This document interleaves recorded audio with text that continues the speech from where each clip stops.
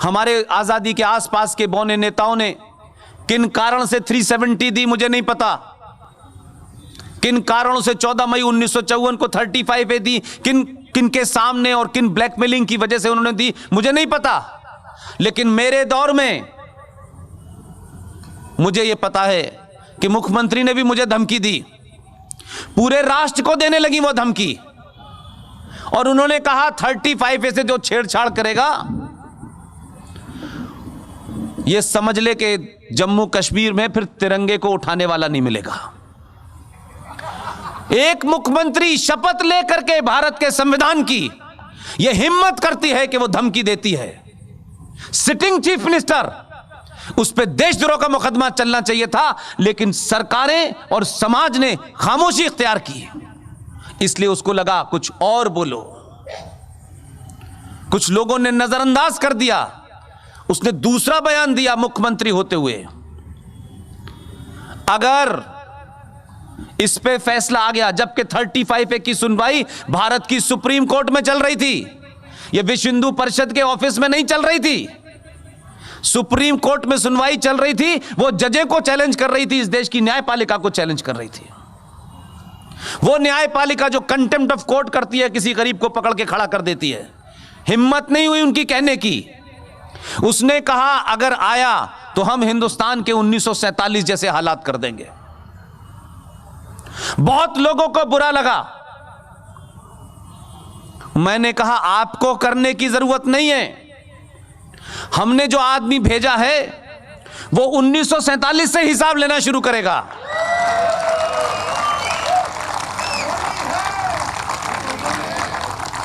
इसलिए हो ये रहा है, संकट ये है कि ये शाहीन बाग, ये JNU, ये हैदराबाद, ये दुनिया भर की यूनिवर्सिटी में बवाल क्यों है,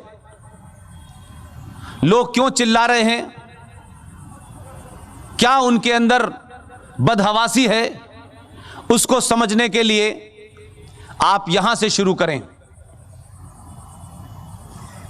1947 से इस देश में, इस देश के संविधान में, इस देश की संसद में, इस देश की न्यायपालिका के माध्यम से जो एक इनविजिबल सत्ता क्रिएट कर दी गई थी जम्मू एंड कश्मीर से, भारत आजाद हुआ, पाकिस्तान बना, 2 नेशन थ्योरी पे बना, लेकिन उसके बाद भारत की धरती पे आपने जम्मू कश्मीर का एग्जिस्टेंस भारत के संविधान के खिलाफ जाकर के जो धाराएं आपने दी, जो कंसेशन आपने दिए, आपने कहा कि वहां प्राइम मिनिस्टर की मांग होगी, प्राइम मिनिस्टर होगा। आपने कहा वहां के असेंबली की 6 साल की उम्र होगी, अच्छा साहब ये भी हमने माना, हमारा संविधान होगा, ये भी आपने माना। ये कंसेशन देते देते आप उन लोगों को लगने लगा कि इससे बढ़िया क्या हो सकता है, तो आपने वो नारे नहीं सुने। मुझे अल्लाह ने उस जगह पैदा किया है, मैं बड़ा शुक्रगुजार हूं अल्लाह का, कि जहां से पाकिस्तान बनने का आइडिया डेवलप हुआ और कई लोग यहां से गए और वहां के प्राइम मिनिस्टर और डिफेंस मिनिस्टर बने। और बकौल RSN सिंह साहब के कि जिंदगी का आखिरी सफर जो मेरे सहाफत का, जर्नलिज्म का था, वो भी उसी मुल्क में आखिरी करवाया 12 साल का, जहां यहां के लोग कहते थे कि अगर हमारी आवाज को दबाया गया तो सरहद पार चली जाएगी। तो मैं उस सरहद पार देखने गया था कि इनकी आवाज को सुनता कौन है। वो मेरी जिंदगी का, प्रोफेशन का आखिरी असाइनमेंट था। उसके बाद मुझे नहीं मालूम कि मेरी जिंदगी में RSN जैसे लोग, GD बख्शी जैसे लोग, सुशील पंडित जैसे लोग कैसे इतना मुझे मुतासिर कर देंगे, कैसे इतना इन्फ्लुएंस कर देंगे कि इन लोगों ने कहा कि कुछ ऐसे मुद्दे हैं देश में जिस पे लोग बोलने से डरते हैं, कतराते हैं, आप कुछ मुद्दों को उठाइए। मैं बहुत सीधा साधा सा आदमी था, ये RN सिंह साहब ने बिगाड़ा है मुझे। और मुझे खुशी है, आज मैं पूरे फख्र से कह सकता हूं कि RN सिंह साहब इस देश के हर बच्चे को बिगाड़ दे तो अच्छा है।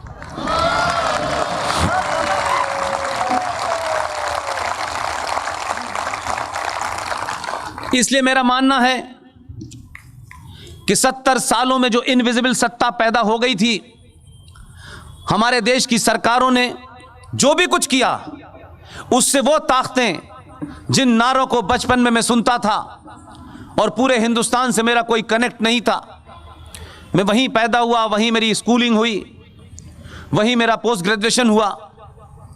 इस दौर में मुझे लगा कि हिंदुस्तान कुछ और है, ये कुछ और है। और उस वक्त एक नारा लगता था जो मेरे जहन में आज तक बैठा हुआ है, और मैं इस बात से खुश हूं कि उस नारा सुनने वाला भी मैं ही हूं और उसको समाप्त होते हुए मैं ही देख रहा हूं। उस वक्त कहा जाता था, लड़के लिया है पाकिस्तान, हंस हंस है खिलाएंगे हिंदुस्तान। आज मुझे लगता है कि वो नारा देने वाले लोग कितने तेज और शातिर थे। ये जो हंस हंस के लेने वाली बात है, उसी में कश्मीर है, उसी में केरला है, उसी में कैराना है, उसी में करीमगंज है, उसी में कर्नाटका है, और पूरे देश में 500 कश्मीर बन चुके हैं इस सेकुलरिज्म की आड़ में जो इस देश में हुआ। आपकी इग्नोरेंस ने और आपके सिर्फ अपने जाती इंटरेस्ट के कारण यह देश आज, आपको लगता होगा आपकी सेना है, आपकी पुलिस है, आपकी जुडिशरी है और आप मेजॉरिटी में हैं, लेकिन 70 साल में आप में सच बोलने की हिम्मत नहीं थी। आपको इतना सप्रेस कर दिया गया था, आपको अपने होने का बोध ही नहीं था, जिसका जिक्र सिंह साहब ने कहा। आज भी हमारे यहां लोग हैं, 4 महीने का बिल, बिजली का बिल, पानी का बिल अगर 100 रुपए आ गया है तो हम सत्ता दे देते हैं उसको।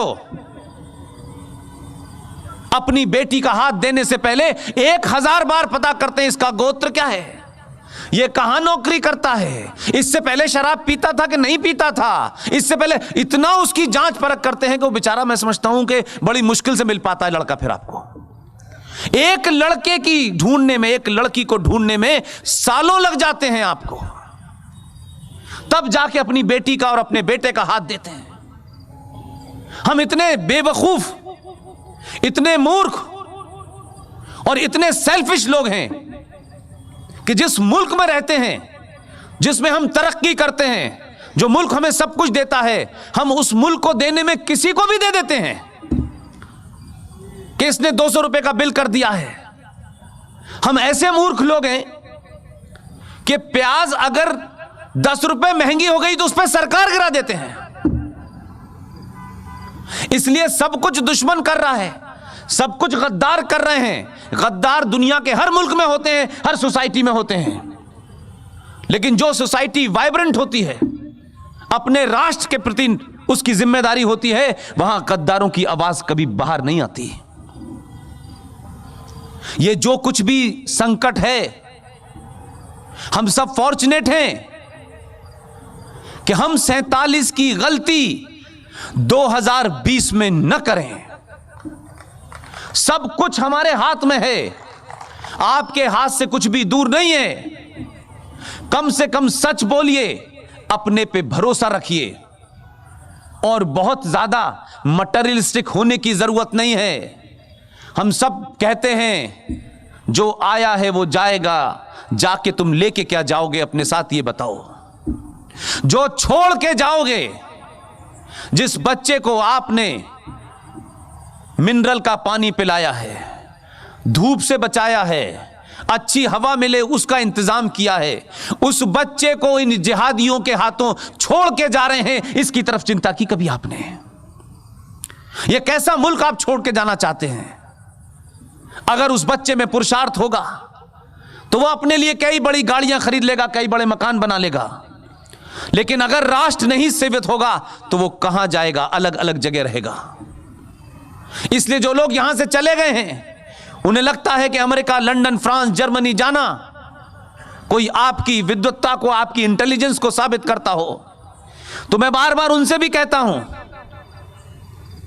वहां रह रहे हो, तुम्हारी इज्जत इसलिए है कि भारत मौजूद है। यह भारत कमजोर होगा तो कोई तुम्हारी इज्जत नहीं करेगा। पैसा बहुत लोग कमाते हैं, इज्जत बड़े कम लोगों को मिलती है। इसलिए कोई आपके ऊपर कीचड़ उछाले तो यह कह के चुप मत हो जाइएगा कि उछालने दो। यह कहने के कारण लोग आज आपके घर में घुस गए हैं। यह कहने के कारण लोग हमारे फेथ, हम जिस उपासना के लोग हैं, हम जिस पूजा पद्धति को मानते हैं, जो हमारे आराध्य हैं, उन सब के ऊपर भी कीचड़ उछलती रहती है और हम कुछ बोलते नहीं हैं। एक मोहतरमा है, पता नहीं अल्लाह ने उनके साथ क्यों ये नाइंसाफी की। कुछ दिन पहले उनका एक्सीडेंट हो गया है। मैंने कहा कि भाई अल्लाह ना करे किसी का एक्सीडेंट हो, और हो गया है तो मैं बार बार दुआ करता हूं, अगर नमाज पढ़ता हो तो एक रकात उनके लिए जरूर पढ़ता कि अल्लाह जल्दी उनको ठीक कर दे। लेकिन उनकी बात का जवाब इस देश में दिया नहीं गया, क्योंकि हमें पॉलिटिकली करेक्ट होने का शौक है और मैं पैदाइशी पॉलिटिकली इनकरेक्ट हूं। मुझे इसमें कोई इंटरेस्ट नहीं है कि लोग कितना मुझे महान कहेंगे नहीं कहेंगे। मुझे इसमें इंटरेस्ट है कि मैं जिस राष्ट्र में हूं, उस राष्ट्र के लोगों ने किसी डर के कारण, किसी इंटरेस्ट के कारण अगर जबान बंद रखी है तो मैं उनसे कहता हूं ये समय है, पूरी ताकत से बोलो, पूरी चिल्ला के बोलो। इसलिए इस बात की चिंता मत कीजिएगा कि आपका कुछ बनने बिगड़ने वाला है। इसलिए छोटी सी बात फिर दोहराऊंगा मैं, आप लिख सकते हैं तो लिखिए, अगर बोल सकते हैं तो बोलिए, और चिल्ला सकते हैं तो चिल्लाइए, और अगर इन तीनों कामों को भी नहीं कर सकते तो जो चिल्ला रहा है उसके साथ खड़े हो जाइए।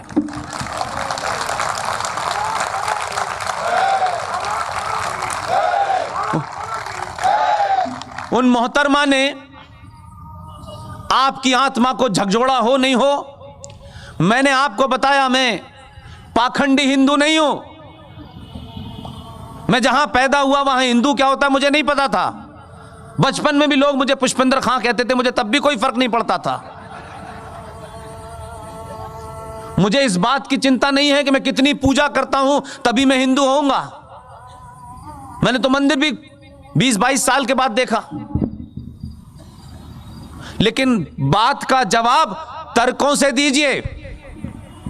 अगर किसी ने हमला किया है, शब्दों से किया है, आपके फेथ को गाली दी है, तो आप गाली मत दीजिए, आप भी शालीनता के साथ अपनी बात कन्वे कर दीजिए, ताकि उनको पता चल जाए कि उर्दू और कुरान शरीफ पढ़ने वाले भी इस देश में हैं। एक मोहतरमा ने कहा, वो ये कहती थी कि वो बेचारी बड़ी परेशान थी, उनको अल्लाह से बात करनी चाहिए, वो भगवान से मांगने लगी। उन्होंने कहा अपने ट्वीट में, हमारे यहां हर सड़क छाप के ट्वीट पे लोग बड़ा संज्ञान लेते हैं, जिन लोगों के ट्वीट पे संज्ञान लेना चाहिए, अगर आप उस पे जवाब नहीं देते हैं तो उनकी हिम्मत खुल जाती है और वो ये समझते हैं कुछ भी करो। बहादुर हैं, और इन छोटे भाई के पजामे और बड़े भाई के कुर्ता पहनने वालों से आप नहीं डरती।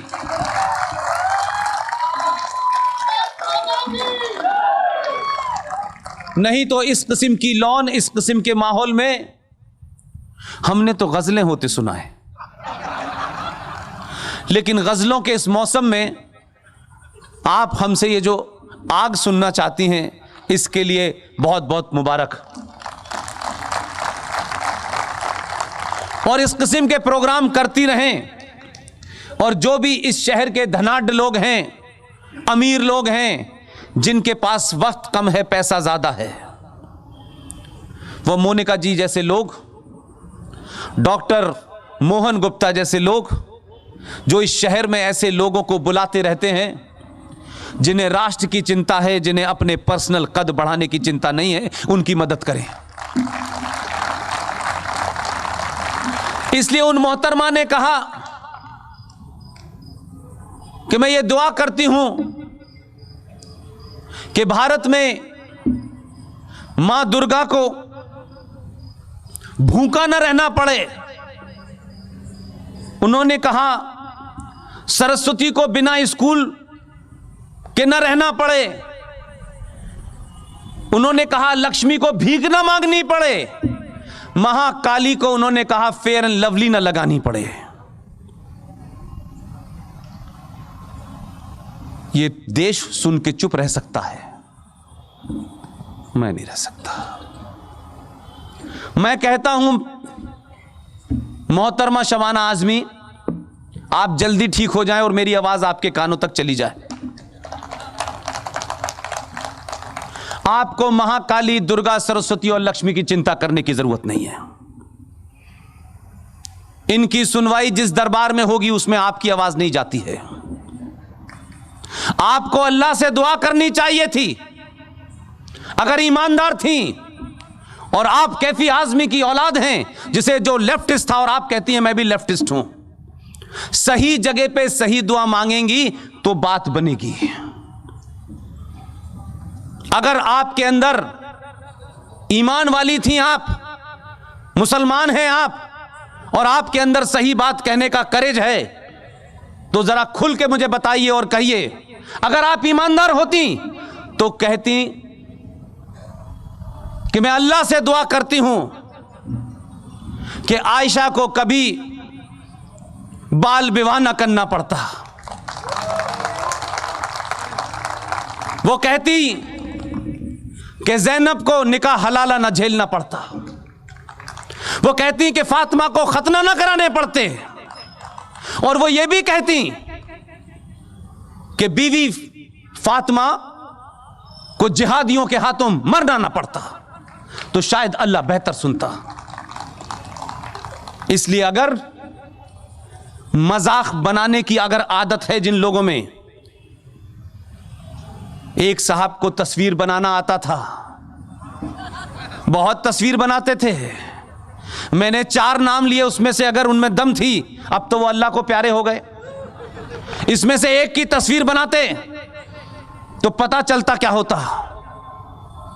आपने तो हमारे आस्थाओं को चोट पहुंचाते हुए आपने उनके भी कपड़े उतार दिए।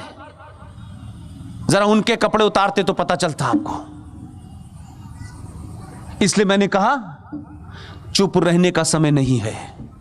इस चुप्पी ने आपको 70 सालों में 1947 के हालात में पहुंचा दिया है। इसलिए खूब जोर से बोलिए, ईमानदारी से बोलिए, गाली गलौज मत करिए। गाली गलौज करने से अपना कद छोटा होता है।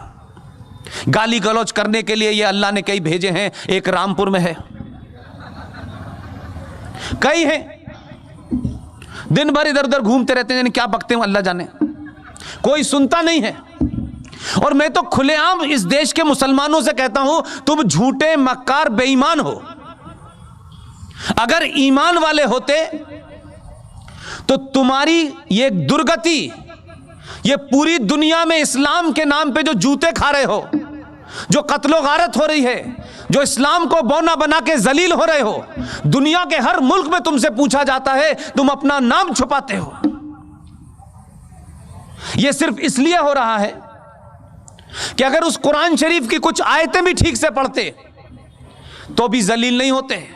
हम तो दुनिया में एकमात्र ऐसी सभ्यता है कि हमने तुम्हारे नाम और तुम्हारे पहनावे से और तुम्हारे फेस से कभी हमने कोई सवाल खड़ा नहीं किया। हमने तुम्हें अपने यहां जगह दी, आप भी रहिए। हमने तो दुनिया के कई मुल्कों को जगह दी, कई फेथ को जगह दी। कभी कभी तक आज तक कोई ऐसा रिकॉर्ड नहीं मिलता है कि इन 70 सालों में हमने कभी हथियार उठा करके किसी फेथ को मारा हो। हमने नहीं कहा सामूहिक तौर पे कि आपको यहां नहीं रहना है। लेकिन माफ कीजिएगा, आपकी जहालत, आप जिस किताब का रेफरेंस देते हैं, उस किताब के रेफरेंस से आपने इस देश के उन लोगों को जिनकी 5000 साल पुरानी रिटन सभ्यता है, भगवान राम के लंका जाने से लेकर के सन 71 की जो युद्ध हुआ ईस्ट पाकिस्तान में, ये दो घटना मैं इसलिए बताता हूं ताकि उन जाहिलों को पता चले हम कौन हैं। हमने तलवार के जोर पर दुनिया को नहीं कहा ये कबूल करो नहीं तो गर्दन काट देंगे, हमने कभी नहीं कहा। हमने कहा वहां जाने का रास्ता एक है, आप इधर से जाएं उधर से जाएं, लेकिन आप कहते हैं सब हमारे रास्ते से ही जाएंगे क्योंकि आपका ठेका है, क्योंकि सिर्फ वहां जाएगा, जन्नत में जो जाएगा वो आप ही जाएंगे, बाकी हम बाहर खड़े रहेंगे। आप कंफ्यूज हैं। आप एक बात कहते हैं, अपनी बात को दूसरे लाइनों में उसको कंट्राडिक्ट कर देते हैं। अरे हम तो ये मानते हैं कि ये एक कोई ब्रह्मांड है, ये जो कायनात है, ये जो यूनिवर्स है, ये कोई पावर है जिसका शायद हमें इसलिए ज्ञान नहीं है कि हमने सनातन छोड़ दिया। अगर सनातन पड़ा होता तो हजारों साल पहले बता दिया गया है कौन सा स्टार कहां है, किस कारण से है, किस चीज का क्या महत्व है। और यही कारण है कि जिन लोगों ने इतिहास लिखा है वो ये नहीं बताते कि ये जो प्रयागराज है, जो बड़ी मुश्किल से इलाहाबाद से आजाद हुआ है, वहां पर जो कुंभ लगता है, अगर कुछ लोगों का बस चलता तो वो कहते कि कुंभ भी 1947 से शुरू हुआ है। तो हमको ये बताया नहीं गया और हमारे लोगों ने जो शुद्ध साइंस है, कोई पूजा पद्धति नहीं है सनातन में, सनातन सिर्फ ज्ञान और विज्ञान और साइंस है, और उस पर कुछ है ही नहीं। वो आज बता रहे हैं 2019 में 20 में कि ये जो आपका जो स्नान होता है इसका एक महत्व इसलिए होता है कि जो प्लैनेट्स की पोजीशन होती है वो 12 साल में एक प्लैनेट आता है और उस वक्त उसकी अल्ट्रा वायरस रेस की वजह से पानी के अंदर अशुद्धियां समाप्त हो जाती हैं और नहाने से आपको आसान हो जाता है और आपके अंदर कोई बीमारी पैदा नहीं होती। लेकिन यही बात हम कहते थे तो लोग कहते थे ये मूर्ख लोग हैं, ये मूर्ख लोग हैं भाई। और आपको मूर्ख कौन कह रहा था? ये वो लोग कह रहे थे जिनका अल्लाह पे यकीन है। मेरा भी अल्लाह पे पूरा यकीन है, 100% है। देखिए पानी में इसलिए नहीं पीता हूं कि लोग कहेंगे पानी पी पी के देता है, तो मैं उनको ये चांस नहीं देना चाहता। लोग कहें बगैर पानी दिए भी देता है, तो वो कहते हैं हमारा अल्लाह पे यकीन है। अरे हमारा तो अल्लाह पे यकीन हजारों सालों से था। ऐसा नहीं था कि 1400 साल से 632 से शुरू हुआ, हजारों सालों से था। और आज भी हम मानते हैं यकीन आपका कमजोर है क्योंकि आप अल्लाह की आड़ में मुल्ला का इस्लाम चलाना चाहते हैं, आपका एजेंडा है। इसलिए मैं कहता हूं कि हम 1000 साल तक गुलाम रहे, इसमें कोई छुपने की बात नहीं है, इसमें कोई इंफीरियरिटी कॉम्प्लेक्स नहीं, इसमें कोई कुंठा की बात नहीं है। हमने जरूर कोई ऐसे काम किए होंगे, हमारे अंदर ये अशुद्धियां आई होंगी, हमारे अंदर कमजोरियां पैदा हुई होंगी, हम आपस में बटे होंगे, हमने जरूर किसी नियम का उल्लंघन किया होगा, ऊपर वाले ने हमको सजा दी।